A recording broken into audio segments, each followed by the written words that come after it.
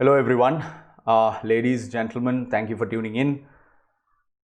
I know it's been a while since I posted a video. I was a little busy, but I did want to post this video which I have been thinking about a lot lately. So way back, almost more than, I would say, 15, nearly 20 years ago, when we were in grade 6 at Kingswood College, then class teacher and English teacher, Mrs. Agnes Winter, a legendary force in personally my life, made us memorize a letter that was written in 1854 by a Red Indian chief, a letter that was sent to Mr. Franklin Pierce, the then United States President who was into territorial expansion. This letter resonated with me a lot, and we did an exercise of memorizing it and delivering it as a speech. And since that day, my outlook to life, my outlook to the environment, my connection to the environment, I felt it deepen. So I did want to narrate this letter because I try to talk about it in my lectures. And whenever I mention this, students barely have heard of it. And it is sad. So I thought that given that I had the privilege to learn that something like this was written as a reaction to something that is inhuman, in my opinion, offering to buy land that was owned for generations, for eons maybe, by a different group, to buy, not to share, to buy, right? I did want to share that letter with you all. Let's have a look. So this is the chief that we were talking about, and the translation is, I don't know if it's perfect, but this is what it loosely at least translates to. I hope you pay attention. I hope it resonates with you as much as it did with me. The president in Washington sends word that he wishes to buy our land. But how can you buy or sell the sky, the land? The idea is strange to us. If we do not own the freshness of the air and the sparkle of the water, how can you sell them? Every part of this earth is sacred to my people. Every shining pine needle, every humming insect, all are holy in the memory and experience of my people.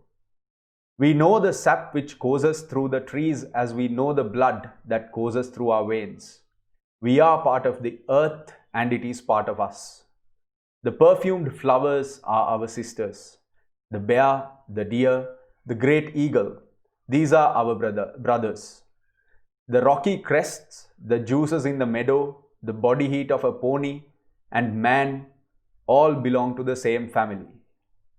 The shining water that moves in the streams and rivers is not just water, but the blood of our ancestors. If we sell you our land, you must remember that it is sacred. Each ghostly reflection in the clear waters of the lakes tells of events and memories in the life of my people. The waters murmur in the voice of my father's father.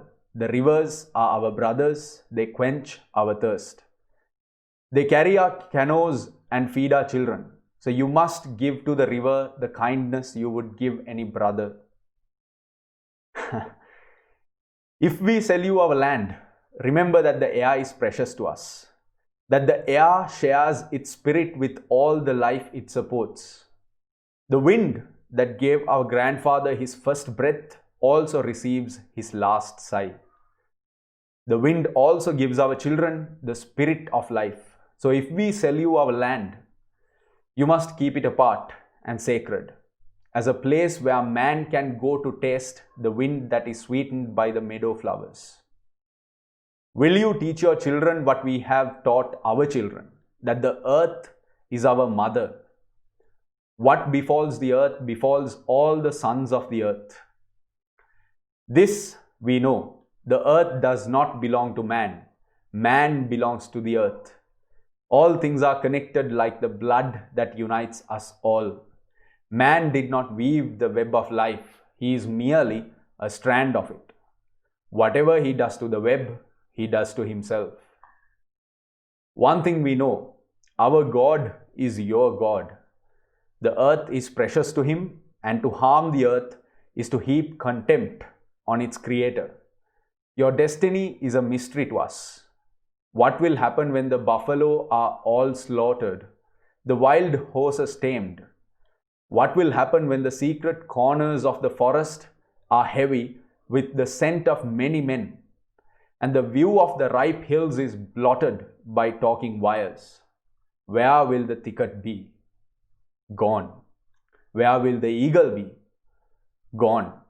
And what is it to say goodbye to the swift pony and the hunt? The end of living and the beginning of survival. When the last red man has vanished with his wilderness and his memory is only the shadow of a cloud moving across the prairie, will these shores and forests still be here? Will there be any of the spirit of my people left? We love this earth as a newborn loves its mother's heartbeat.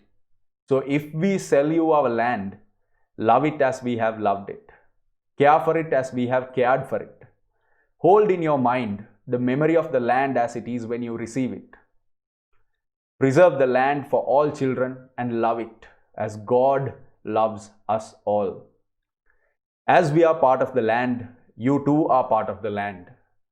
The earth is precious to us. It is also precious to you.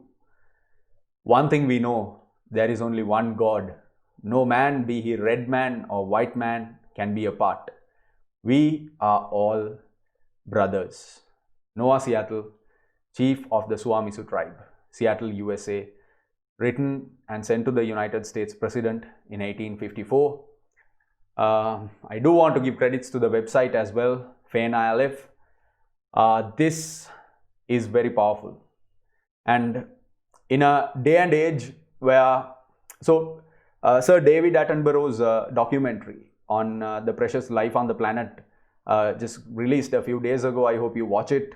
But I see around, I look around, I travel and I walk, and I see how the first thing that comes to people's mind when a tree is too big or when a tree is too troublesome in some way, you know, maybe the tree is old, maybe the branches of the trees are a little troublesome. The first thought that comes to many people from what I've seen is to cut the tree down. And the tree has been there for hundreds, if not thousands of years before whoever claims the ownership of that land. And it is an extremely unfortunate thing if we don't feel in some way a connection to the trees that give us the air to breathe, in some way to the rivers that flow and give us the water that we drink. If we don't feel a connection, if we don't feel a connection to the earth that we stand on, that we live on, what's the bloody point? Right? Thank you.